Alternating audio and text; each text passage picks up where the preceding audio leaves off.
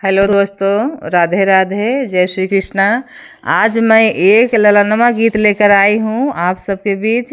आप सब सुनना, अच्छा लगे तो कमेंट बॉक्स के द्वारा बताना ज़रूर। अगर आप सब चैनल पे नए हैं तो मेरे चैनल को सब्सक्राइब ज़रूर करना। यहीं पार गंगा रे, वहीं पार जमुना, बिचवा बहाई बालू रेत रे ललनवा। यहीं पार गंगा रे, वहीं पार जमुना, बिचवा बहाई बालू रेत रे ललनवा।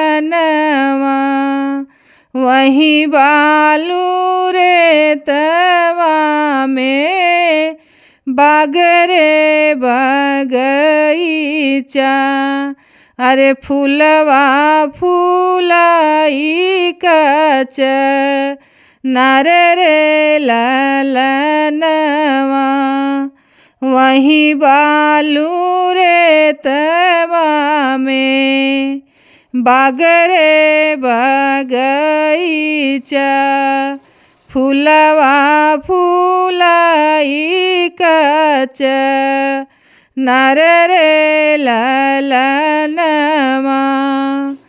फूलवा तोड़न चली बेटी कवन देई, फूलवा तोड़न चली बेटी कवन देई।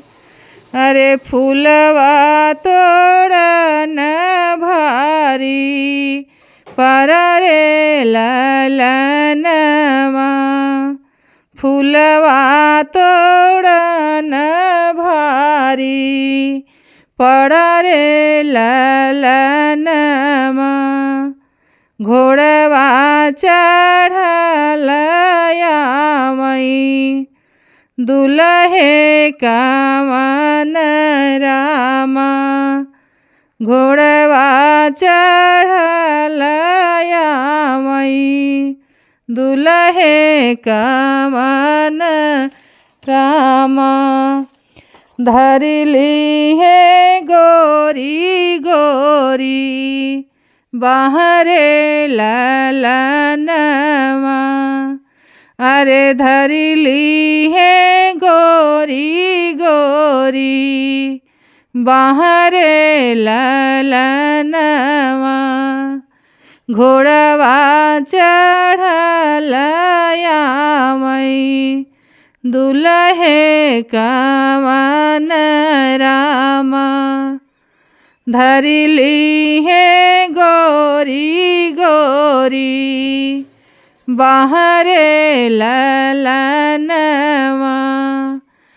मोरे छोड़ऊ न मोरे स्वामी, गोरी गोरी बहिया। बहिया लपसिकू वार रे ललनवा। बहिया लपसिकू वार रे ललनवा। यहीं पार गंगा रे, वहीं पार जमुना।